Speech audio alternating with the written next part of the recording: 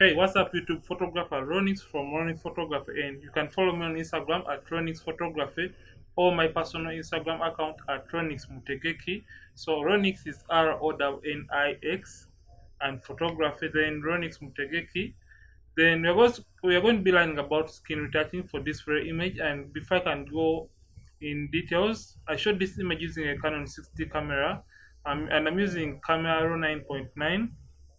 And basically these are settings I used for this very image. I shot it at f5.6 at 500th of a second at ISO 320, and I used an 85mm lens for Canon. And I already did the basic adjustments for this very image, and this tutorial is going to be about the full in-depth frequency separation skin retouching. And you can see what I did basically was, usually for Canon the images usually have some kind of magenta or tint or reds, so I had to reduce that to around negative 15, and I prefer my images to be really warm, as you can see. Then I pumped up the contrast to around 12, then I pulled the highlights all the way down to negative 100, the shadows to around plus 31. Then I also pushed my whites to around negative 100 and the blacks to negative 34. Then I added some little bit of clarity and vibrance, as you can see. Then, and before I could do all this, I first of all came to camera calibration, and I changed this from standard to landscape, like that. So basically that is what I did. So we're going to open this image into Photoshop, and as it is loading, don't forget to subscribe to this channel, and don't forget to hit the notifications bell when you do subscribe to this channel. So this is our image in Photoshop. So you can see basically as the image you're going to be retouching, and it is for a beautiful model. She's called Karen, a friend of mine. So we're going to be dealing with skin retouching in depth. So basically frequency separation means a skin retouching technique that divides the image into two, and it divides the image into two layers, that is the high frequency and the low frequency. The high frequency basically contains the skin textures, because textures are usually on top of the skin, and the low frequency contains the colors or the skin tones of the image. So basically that's what we're going to be doing right now. So we are going to start by creating those two layers by clicking Ctrl or Command J twice, like that, or you can just simply drag and drop right here to create a new layer. So we only need two layers. So we're going to name this middle layer. Remember, the lower layer is usually the color, or some people call it low frequency, and the top layer is texture, or some people call it high frequency. So you shouldn't get confused by these two terms. You should know which comes where. So you're going to turn this off, then select the color or low frequency layer. Then for this first step, we want to blur out or remove the textures from this very image, so that we can remain with the colors or skin tones on this image. So come to filter, then come to blur, and come to Gaussian blur. So we're going to move this slider until we are seeing less of the skin textures for our model. So you can as well zoom here and look for that area that has more skin textures than the rest of the image. So we're going to go with around the nose area. So we are going to slide or move this radius until we are seeing less of those skin textures on the nose area. So I think at around 8 we are seeing less of the skin textures, but you can still recognize the facial details like the eyes, the nose, and the lips. So just come and click OK. Then select the texture or high frequency layer and activate it like that by clicking on the eye icon. Then you're going to make sure we remain with only the textures for this very layer and remove the colors. So in order to do that, just come to image, then come to apply image. And now when you come to apply image, you get this little dialog box. Remember, we want to subtract the textures from the low frequency or the color layer. So come and select that very layer like that. Then the blending mode that is going to be subtracting the textures from this layer is going to be subtract. So come right here and look for subtract. So when you click on it, make sure the scale is 2 and offset 1.8. The reason for this, we want to get a 50% gray for our textures, so make sure you have 2 and the offset 1.8. The reason for 1.8 is 50% of the colors in the RGB, that is half of 256 is 128. Basically, that is how I can explain this in short. Make sure these two boxes are not checked or selected, and make sure this invert box is also not selected or checked, and make sure your preview is on. So when you do this, you can see all your textures are on this very gray kind of layer, and you don't have colors or skin tones on this layer. So come and click OK, then come to the blending mode and look for linear light. So you'll get back the image the way it was initially before. So you're going to put these two in a group by holding down the Ctrl or Command and selecting the two layers, then click Ctrl or Command G on the keyboard. So we're going to name this group frequency separation, like that. I think we are done. So there shouldn't be any difference between the original initial image and the background image. So that means we have successfully separated the frequencies of this very image. So we're going to open this group, and now we're going to first of all look for those particular areas that don't have a small skin tone transition, so that we can blend them and create those even skin tone transitions, and later fine tune to get a beautiful skin texture for this very image. So in order to see those areas, we're going to be using a mixer brush tool to blend those areas and even out the skin tones. Select the texture or high frequency layer like that, then come right to adjustments and create a black and white adjustment layer like that. And now we're going to darken it by moving this towards the left, like that. I think you can now see these areas have some sort of bumpiness in the skin tones. So what we're going to do, basically, we're going to be blending those areas and evening out the skin tone. So we're going to close this and select the layer which contains the skin tones or the colors, because we're all going to be dealing with this layer for this first step. Then get your mixer brush tool, and if at all you don't have it, right down here. I'm using an older version of Photoshop 2017, so soon I'll be upgrading, no worries. So just right click under brushes and you get your mixer brush tool, but mine is just out around here. So for your settings, make sure it is a clean brush like that, and make sure the wetness this box here is checked before I can go to the wetness.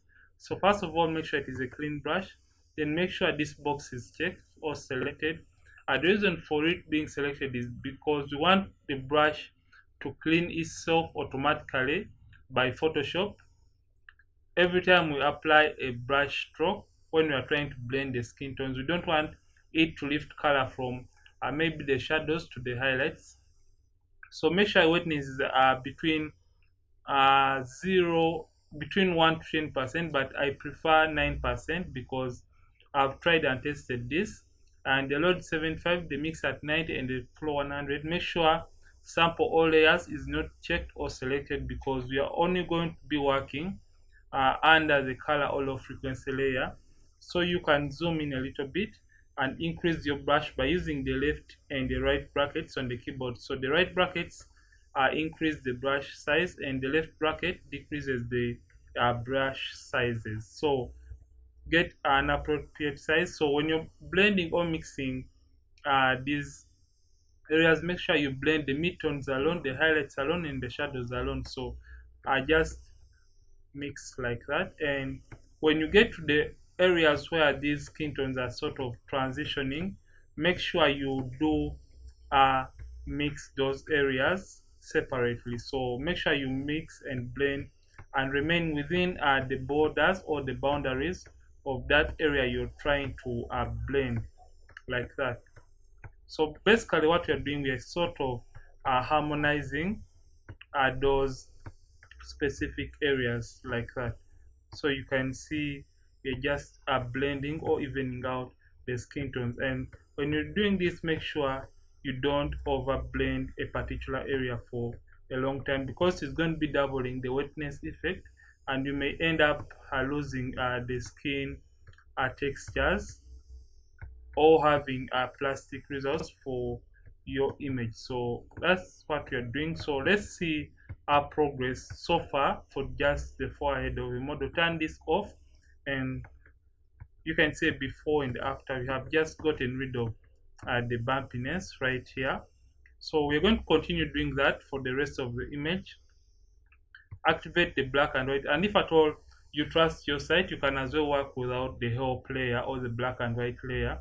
So we are just going to continue doing the same process or procedure for the rest of the image. So we are just blending or evening out the skin tones using a mixer brush tool, and you shouldn't worry if at all you miss out some areas while trying to do the blending or the mixing, because I'm going to be sharing with you guys the method I usually use when I want to create more perfect results after using the mixer brush tool. So stay tuned, as I'm going to be sharing with you guys shortly in less than a minute's time. So let me do this quick.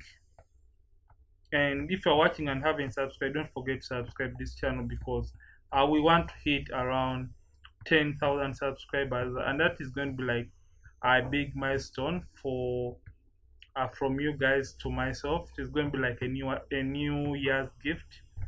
I just can't wait to hit that milestone. So you can see when you get these shadows on the nose bridge, just come and blend them alone, then come and blend this other side too, like that, and now continue blending like that. So you come to the highlight and just blend it or even out the skin tones on the highlighted area of the nose. So like I said, when you come to the transition, just blend it to give the skin tones that kind of smooth transition. I just think I'm making so much enough for the talking. So let me just do this quick. So make sure you just don't only blend the face. You can as well blend the hands of the model, because this is a skin retouching tutorial and it is not just a face retouching tutorial. So just make sure you blend each and every part of the image. So basically that is what we are doing, and I think we are almost done using the mixer brush tool to blend or even out the skin tones for our model. So let's blend the neck area like that. You can see we're just evening out the skin tones in the neck area like that. So when you're done with this, you're going to learn about how to perfect the skin tone transitions, and in that very step you're going to be learning about the lasso tool. Yeah, I know some people prefer to only use the lasso tool for frequency separation, but when you start using a mixer brush tool, I promise you guys, you won't have to look back, because this is going to transform your images by a great step or mileage, and you won't have to look back to only using the lasso tool for your frequency separation. So I think we are done blending. So let's turn this off and we see a before and after so far. So this is the image before, after. You can see how we have just transformed this image using a few strokes of a brush. So we're going to delete the black and white layer because we no longer need it, and get our lasso tool. Make sure the feathering is between 20 and 25 pixels. That's what I prefer. Make sure you're still on your color hollow frequency layer. Then zoom into the image and look for that area that has more skin textures than the rest of the image, and just make a selection on only the skin area. And while you're doing this, make sure you resist from selecting other areas like the eyebrows, the eyelashes, and the eyes, because we are now perfecting the areas we may have missed out while using a mixer brush tool. Come to filter and come to blur and come to Gaussian blur. So you are going to slide this until we see the area that has uh, until we see that we have the most beautiful skin texture for our model. So you can see I just crammed this to get 8.0. So I'm going to slide this until I see that my beautiful image has a nice skin texture.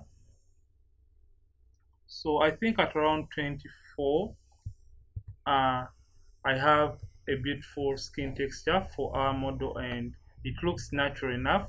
And remember, here I'm going to share with you guys the trick I use for a beautiful skin texture for all my images. So remember we had a radius of 8. So usually I multiply 8 by 3 to get 24. So whichever radius you may have used while you're doing your frequency separation group or blurring out the skin texture during your frequency separation, just multiply it by 3 and the result is what you just put here. So 8 by 3 you get 24. So right there I have a beautiful and nice natural skin texture. So just click OK. So I'm going to be applying this effect on the rest of my model's skin like that. So right click and I just right now I'm just kind of fine tuning the image to get a more beautiful and refined image. So basically that is what I'm doing, and I know you guys really support me. And don't forget to drop a comment and give me maybe feedback in the comment section, and don't forget to like this video. So you can see I'm just kind of fine tuning, and you can see the selections I'm making selections of the skin according to the shape of that particular area or how light is falling on that particular area. So it's basically more of like how I'm using the mixer brush tool.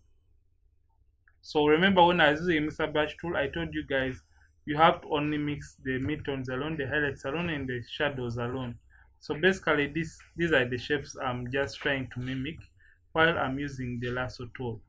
So you can see I don't know if at all we had applied this. So you can see how the image is getting transformed. So you can see before and after, before after. The image is now becoming more and more beautiful. So I'm going to apply all this on the rest of the image. And if at all you feel an effect is too much, click Shift Control F on the keyboard to reduce on the opacity of that particular effect like that, and click OK. So basically that is how you reduce on the effect. So after this you're going to be removing the blemishes, and I did a tutorial about blemish removal and I told you guys why I prefer a clone stamp tool. So I've selected a clone stamp tool, and remember textures are usually on our texture or high frequency layer. I'm going to zoom all the way in and increase on my clone stamp. Hold down the alternate button and click on a clean area and paint over the blemish I'm trying to get rid of. So basically that is what I'm doing in order to remove the blemishes, because I don't want this to take so long. I don't want the blemish removal to take a long time. That's why I hold down alternate, click on a clean area and paint over the blemishes to get rid of them. So you should take your time while removing blemishes. Like I said in my previous tutorial on this channel, blemish removal contributes over 60% to your overall skin retouching. So that's why you have to take enough time while cleaning or removing those blemishes from your portraits while you're doing your skin retouching.